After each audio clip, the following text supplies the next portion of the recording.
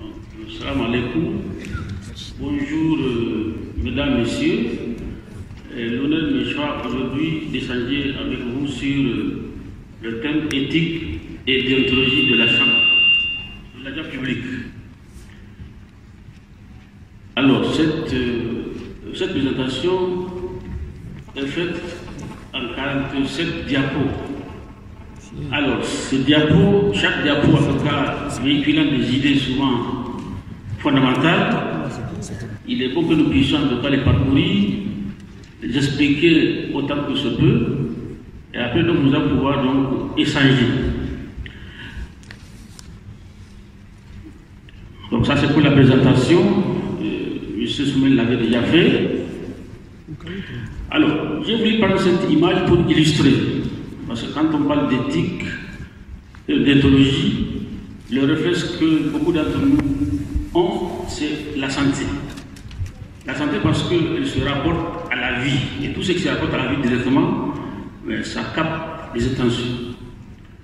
Ça c'est en tout cas l'image du fondateur en tout cas, de l'éthique médicale, Hippocrate. Et j'ai pris cet extrait pour déjà vous dire toute l'importance que les usagers de l'administration publique qui viennent vers nous en tant qu'agents publics attendent de nous. Donc du point de vue donc, la santé déjà, chacun d'entre nous a été une fois malade et on a pu vérifier en tout cas ces informations-là. Veuillez l'utilité du malade, donc ça c'est pour le médecin, l'agent de santé, ne donner ni poison ni abortif. Donc tout produit qui provoque l'avortement, conserver une conduite irréprochable. C'est surtout cette conduite irréprochable que nous cherchons en tout cas à développer à travers donc, cette rencontre. Alors donc en introduction, il faut dire que la gouvernance administrative ne peut se concevoir sans que les agents publics que nous sommes ne nous avec le respect des règles d'éthologie et d'éthique qui régissent notre comportement professionnel et privé. Donc, comportement professionnel et privé. Donc, certains vont se dire, mais pourquoi privé? Parce que la vie du fonctionnaire doit être une vie de modèle en termes de comportement. C'est la raison pour laquelle tous les textes statutaires, en tout cas, interviennent sur ce comportement professionnel et dans la vie privée également. Donc, l'administration gagnerait en image, en perception, l'usager sera satisfait de la qualité du service public délivré. Donc, nous tous, nous délivrons le service public. Et pour qui? Pour l'usager. Donc notre raison d'être, c'est l'usager. Une fois qu'il est satisfait de la qualité du service public, nous aussi nous devons avoir une entière satisfaction. Alors pour cela, donc, il faut une approche terminologique. Le mot éthique, j'ai préféré donner la définition de M. Niles, qui est un référent en la matière. La notion d'éthique ne peut être définie sans faire référence au concept de morale, de droit et d'éthologie, ainsi qu'aux notions de bonne pratique et de responsabilité. Donc nous aurons l'occasion de voir les bonnes pratiques parce qu'il y a un thème qui est consacré à ces bonnes pratiques-là. Donc l'éthique, en fait, s'affirme dans l'acte. C'est vraiment dans notre action que nous posons qu'on peut vérifier si nous sommes respectueux ou pas donc, de l'éthique. Alors, il y a souvent une nuance qu'on fait entre éthique et morale. Et ce sont des concepts qui se rejoignent souvent parce que nous avons la définition du mot d'éthique. Pour l'éthique, donc, du mot grec, ça fait donc les mœurs, et la morale, donc, c'est les coutumes. Et ces espaces, nous les combinons dans nos comportements professionnels et même dans nos comportements donc, en société. Donc, la déontologie, c'est un ensemble de règles et de devoirs qui régissent une profession, la conduite de ceux qui l'exercent. Nous sommes tous des agents qui sont dans des emplois, dans des professions, et donc notre conduite, notre comportement sont réglementés par nos différents textes statutaires qui nous régissent. Donc c'est l'ensemble des règles que l'agent de la fonction publique doit respecter dans l'exercice de ses fonctions ou dans sa vie privée, à l'égard de sa hiérarchie, de ses collègues, des usagers et de toute personne extérieure au service. Et Dieu sait que ces acteurs-là existent et le comportement n'est pas toujours ce qui est souhaité. Donc, la déontologie est la prise en compte des finalités morales et juridiques articulées à un contexte socio-professionnel déterminé. Elle se dicte cependant par seulement de l'éthique.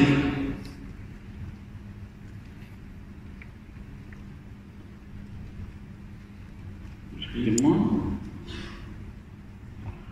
Donc les sources de l'éthique et de la morale, nous avons donc ici des agents publics qui sont régis par des dispositifs sanitaires réglementaires divers.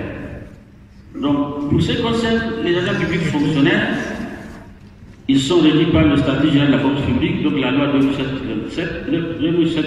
2007-26 du 23 juillet 2007, portant statut général de la fonction publique de l'État et son décret d'application. Vous avez également les dispositifs sanitaires réglementaires applicables aux personnes à statut autonome ou spécifiques, notamment donc les magistrats, les personnels des forces de défense et de sécurité, c'est-à-dire donc les militaires, la gendarmerie, la garde, la police, la douane, les eaux et forêts. Donc les enseignants chercheurs, les enseignants technologues des universités et instituts publics, les enseignants de l'ENA, les personnels de l'administration parlementaire, les chercheurs de l'INRA, les personnels du cadre des services judiciaires, les personnels de l'administration pénitentiaire, le personnel auxiliaire de l'administration, les personnels administratifs et techniques des EHPAD et des EPIC. Voilà, de façon en tout cas, les personnes qui ont un statut autonome. Mais chacun des statuts autonomes a prévu les comportements et les normes de déontologie et d'éthique à observer par les agents auxquels ils s'appliquent.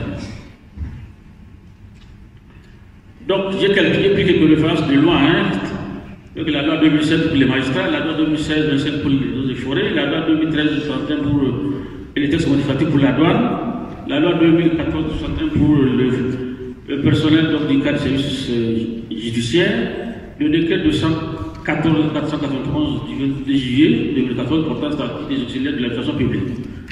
Donc cette catégorie de personnel également est importante et doit également être dans le respect de l'éthique et de l'ethologie.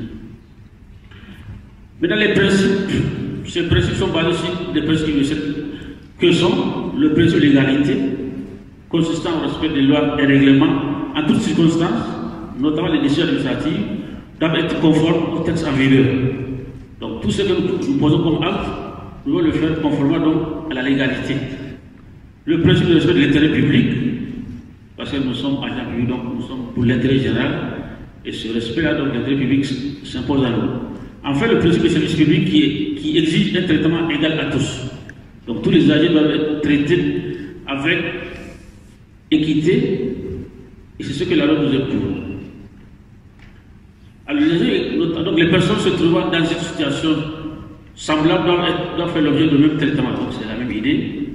Tous ces principes requièrent un ensemble de qualités morales que sont l'intégrité, l'honnêteté, la droiture, qui contribuent à la défense de l'image de l'administration ou de toute structure associative. Donc c'est cette image de l'administration que nous devons sauvegarder à travers le comportement de l'agissement, et donc surtout avec la droiture et l'objectivité que cela requiert.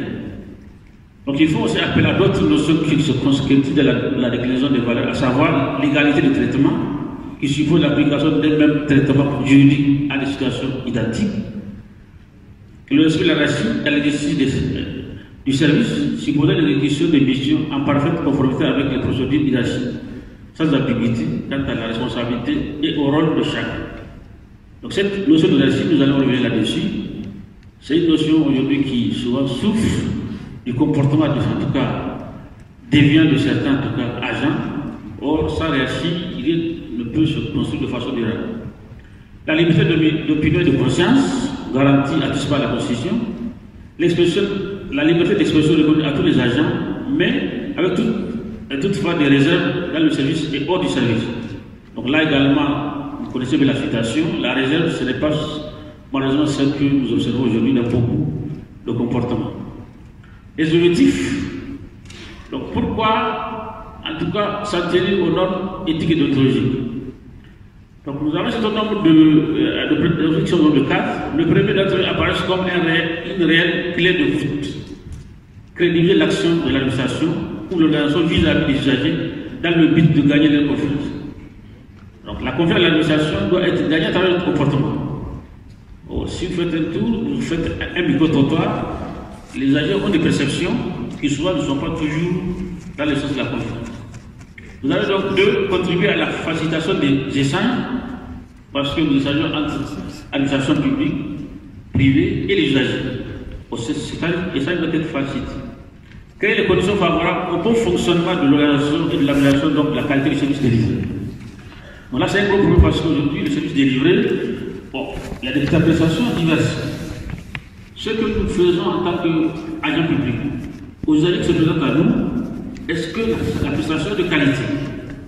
Ce sont les usagers qui portent une appréciation et nous ne sommes pas souvent sûrs. Donc c'est cette raison pour laquelle on rappelle que dans tout ce que nous faisons, nous visons la qualité dans le service délivré. Donc le quatrième point, c'est lutter contre la corruption, un phénomène en tout cas qui émerge de plus en plus et qui fait normalement la préoccupation de beaucoup d'États.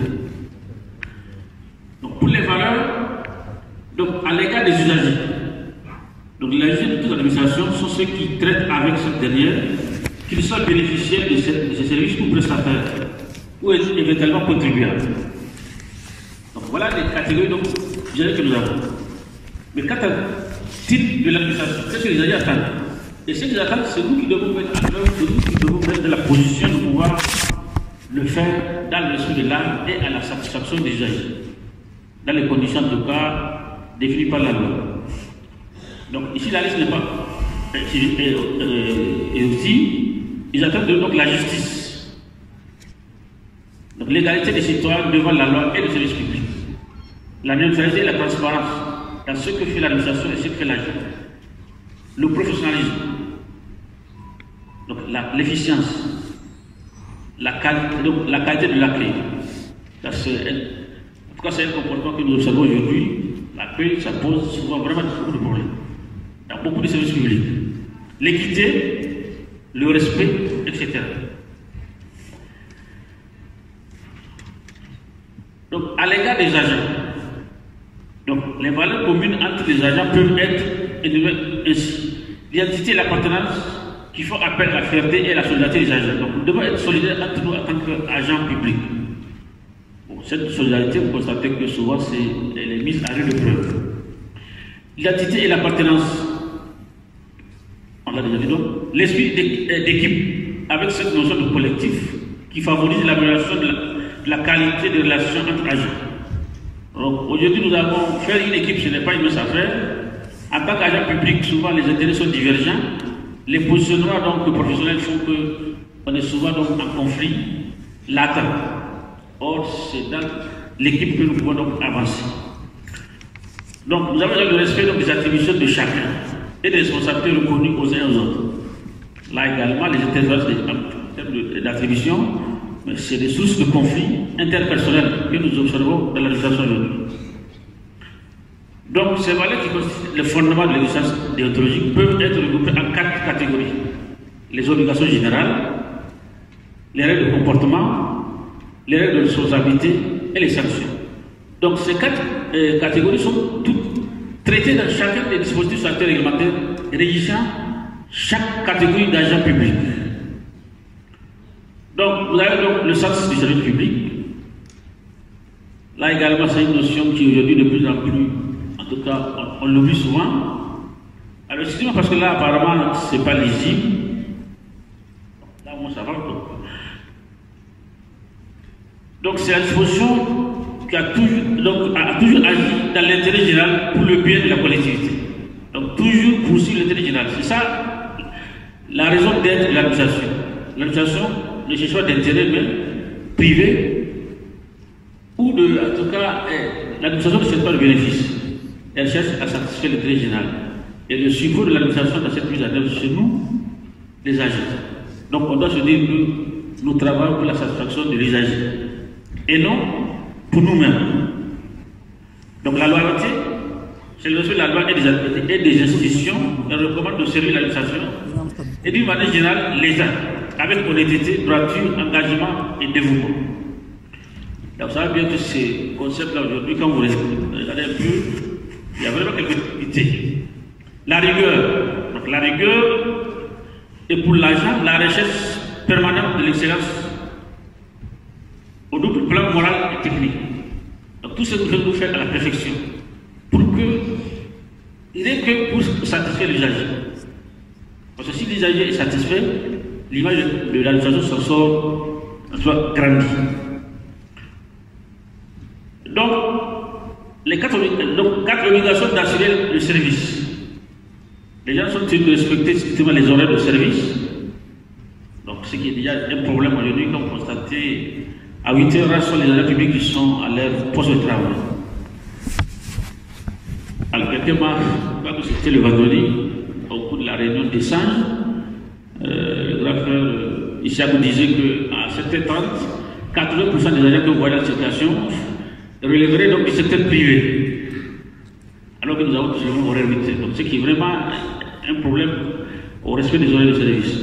Tant à l'arrivée qu'au départ, on arrive en retard et on va avant l'heure. Donc, si, ça ne s'appuie même pas du tout. Nous avons également consacré l'intégralité de leur activité professionnelle à l'exercice de leur emploi, d'accomplir par eux-mêmes les tâches qui les sont confiées.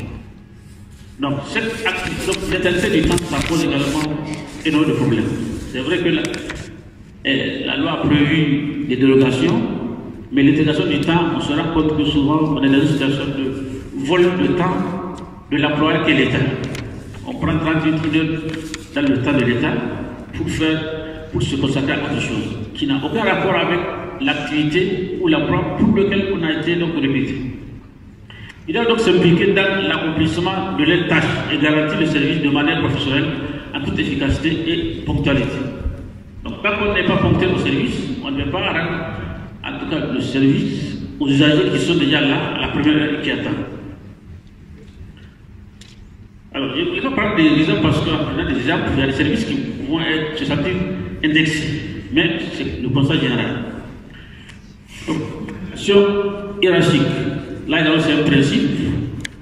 Avec l'avènement de la démocratie, beaucoup pensent que démocratie égale vraiment donc le non-respect de la hiérarchie. Alors que sans hiérarchie, il n'y a pas d'administration. Et c'est la raison pour laquelle les statuts le reprennent. Les relations dans toute administration sont structurées de manière hiérarchique. Sans hiérarchie, c'est le désordre. Dans le cas de l'action du travail, les agents doivent respecter obéissance et à leur supérieur hiérarchique.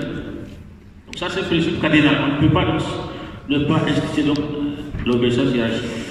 Les supérieurs de leur côté doivent également respecter, considération et assistance aux agents placés sous leur responsabilité. Donc cette disposition souvent n'est pas toujours vérifiée parce que beaucoup de responsables ont un autre comportement vis-à-vis de leurs collaborateurs. Donc ils doivent donner des ordres et des directives clairs et légaux pour éviter que l'agent ne puisse être dans une situation en tout cas difficile. Donc le respect de la hiérarchie c'est fait, donc ils doivent également apporter aide et appui à leurs collaborateurs, adopter les instructions claires aux capacités de ceux-ci.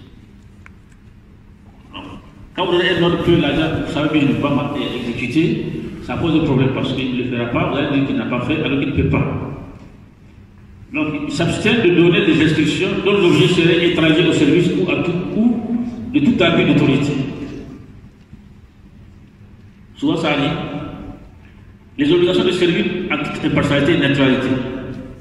Donc dans ce contexte, c'est extrêmement difficile l'impartialité et la neutralité parce qu'en tant qu'agent public, nous sommes souvent des acteurs, des animateurs des partis politiques. Et dans ça, donc, le respect de la liberté de personnalité devient extrêmement difficile.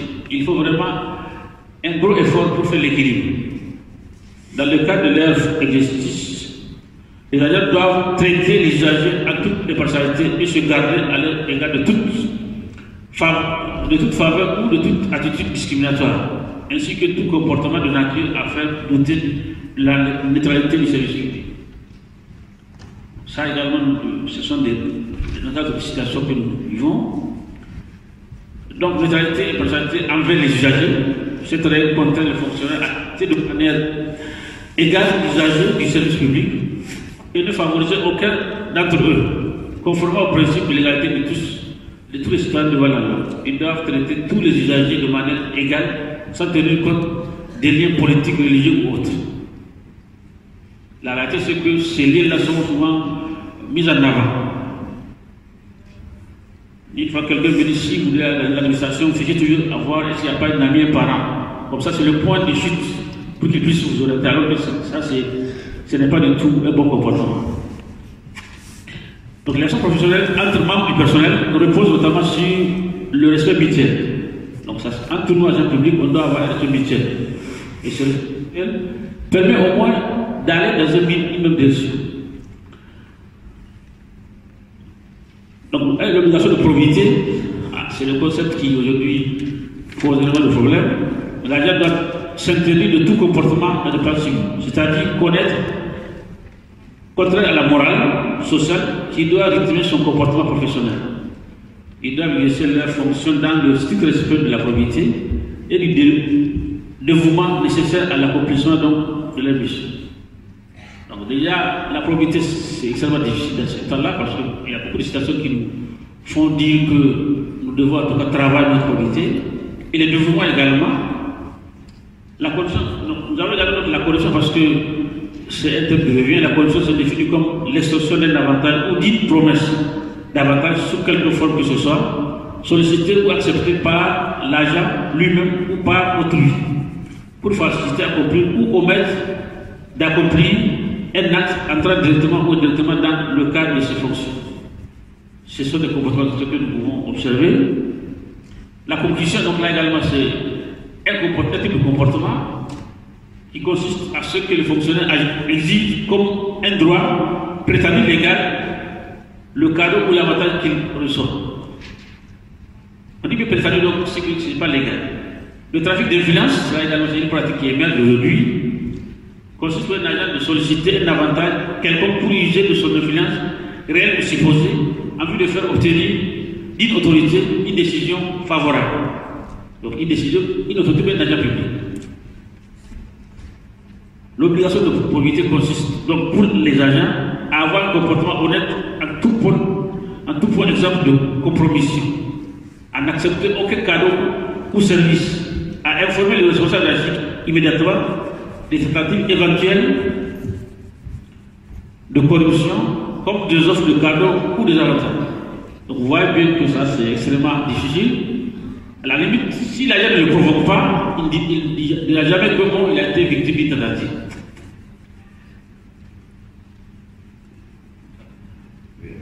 Okay. Donc cette obligation implique pour les supérieurs de la Chine d'éviter à leurs agents et à eux-mêmes les situations qui amènent un conflit d'intérêts réel, potentiel ou perçu comme tel.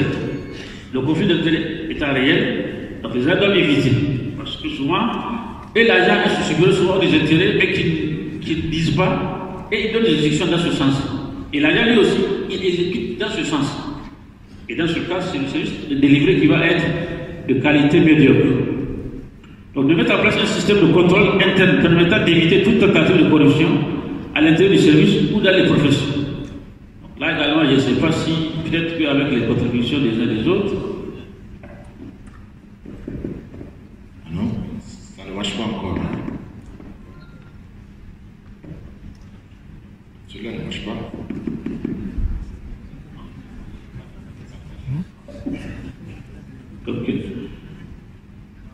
Donc les mécanismes de contrôle interne, en tout cas, je n'en connais pas un service qui en a mis en place avec un cadre bien clair. Peut-être qu'avec les essais, ceux qui ont des expériences dans ce domaine peuvent en tout cas nous défiler, comme ça on peut s'en inspirer. Donc le secret professionnel, est une obligation pour les agents de ne pas révéler les informations, les faits ou les documents dont ils ont eu connaissance à l'occasion ou à raison de leur fonction. Donc, en application de ce principe, toutes les informations ou tout document détenu dans les dossiers ou dans les logiciels de l'administration sont confidentiels et, par voie de conséquence, couverts par le secret professionnel. L'obligation du secret professionnel s'impose donc à ce que les informations relatives au projet d'acte soient communiquées à l'usager ou toute autre personne. Malheureusement, souvent, on assiste dans des projets d'actes qui ne sont pas signés, mais qu'on voit circuler souvent, soit diffusés à forme similée ou alors sur les réseaux sociaux. Là, ce n'est pas du tout donc indiqué.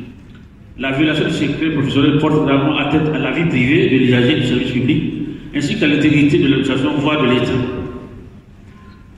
Pour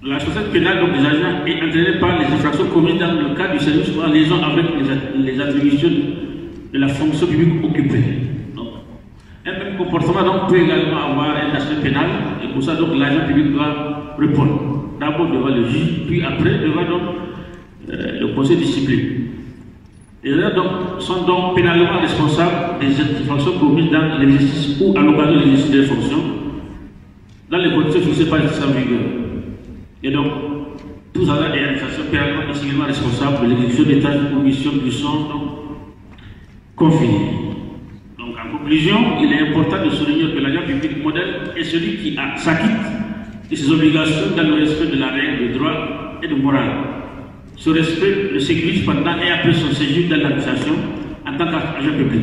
C'est aussi ça parce que souvent, dans l'administration, en activité, on se sent en sécurité, mais après, les choses peuvent vous rattraper plus tard. Et c'est ce qui est plus difficile parce que quand vous n'avez aucune organisation, vous n'avez aucune force souvent, et c'est votre vie. Il y en a qui ont eu ça par le passé et ce n'est pas du tout intéressant. Donc, je vous remercie, donc je n'ai pas été trop long. Merci beaucoup. Merci, monsieur l'inspecteur général, monsieur Zakaria Omoukaila. Je pense que, monsieur le haut-commissaire, vous allez me permettre de positiver une chose en tant que modérateur qui m'a frappé. Il n'est pas très fréquent au Niger, quand on rassemble 400-500 personnes, d'avoir le comportement qu'on a eu ce matin. Ce comportement de sérénité de la salle. De sérénité de la salle. Très honnêtement, je voudrais que ce comportement soit observé, monsieur le haut-commissaire. C'est rare au Niger, surtout ces dernières années. Merci beaucoup à l'assistance. Zakaria Omoukaila, je ne vais pas désarticuler ce que vous avez dit de très intéressant. Mais je serai obligé de jouer mon rôle de modérateur avant de passer la parole au deuxième intervenant, de rappeler les grandes idées qui ont été développées dans le cadre de votre exposé. Tout votre exposé intéressant, il y avait une porte d'entrée. La porte d'entrée, c'était de nous ramener ici le serment de l'Hippocrate. Hippocrate, ce savant, s'il faut le dire comme ça, pendant des siècles, il a eu à dire une chose qui est encore d'actualité, qui est encore à respecter, qui est encore à prendre en compte quand on a fait le choix d'être un agent public.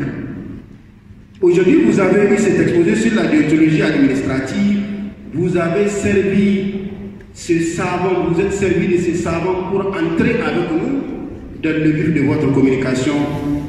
C'est déjà un modèle que vous êtes en train de nous inviter à avoir. Les agents de santé qui sont dans la salle ne vont pas dire le contraire de ce que je suis en train de dire. Merci pour cette porte d'entrée. Les grandes articulations de votre communication ont tourné autour de 5 points essentiellement. 5 points essentiellement. Vous avez essayé de rappeler les grands principes du service public. Ces principes tournent autour de la légalité, de l'intérêt général, de l'efficience, de l'efficacité du service public et de bien d'autres. Immédiatement après cette partie relative aux principes, vous êtes attaqué aux objectifs. Naturellement, aussi objectif de cette rencontre. Et j'ai retenu 3 grands objectifs. Ce genre de communication, cette communication sur la déontologie, a le mérite au moins de contribuer à la crédibilisation de l'action administrative, ce qui est un très bon objectif. Le deuxième, ça permet également d'échanger entre les agents publics que nous sommes ici. C'est extrêmement important. Et le troisième, ça permet d'être éclairé en tant qu'agent public, d'être renforcé dans ce qu'on connaît déjà. Juste après ça, vous êtes attaqué aux grandes valeurs du service public. Et là, j'ai retenu comme valeur la valeur de la justice. Quand on est agent public, on doit être juste. La valeur de la neutralité. on doit prendre tout le monde au même pied d'égalité, extrêmement important. Mais la valeur également du professionnalisme, qui n'est pas toujours respectée. Derrière le professionnalisme, il faudrait qu'on parle concrètement. L'homme qu'il faut à la place qu'il faut, au moment où il le faut. C'est cela le contenu du professionnalisme. Vous en avez parlé. Vous avez également parlé de l'efficience et de l'efficacité. Mais vous avez aussi parlé de la valeur accueillie. Tout ce que nous sommes en train de faire en tant qu'agent public, on le fait pour les autres et pour le développement de la nation. Nous sommes là pour les autres. En tant que serviteur de la République, vous l'avez souligné, le respect, l'équité. Mais l'esprit d'équipe également, c'est une valeur. Et prendre en compte les identités. Après ça, vous vous êtes intéressé aux grandes obligations du fonctionnaire. Les grandes obligations, pour ne même pas dire ici, vous avez exhaustivement ramassé toutes ces obligations. À commencer par l'obligation des obligations, c'est-à-dire l'obligation de servir. J'aime beaucoup les proverbes comme ça. La première obligation de l'agent public, c'est de servir. Vous l'avez dit. Et c'est ça qui était la première obligation sur laquelle vous avez mis la main. La deuxième, l'obligation de la hiérarchie, du respect de la hiérarchie, la ponctualité, l'assiduité, la loyauté, la réserve. Effectivement, en tant qu'agent public, c'est extrêmement important. Nous ne sommes pas comme n'importe qui, excusez-moi l'expression, on est astreint à l'obligation des réserves. Il y a aussi la discrétion, l'impartialité, la dignité et l'indépendance. Monsieur Zakariaou, vous avez fini en nous faisant et prodiguant des conseils extrêmement intéressants. Je vous remercie de cette excellente communication.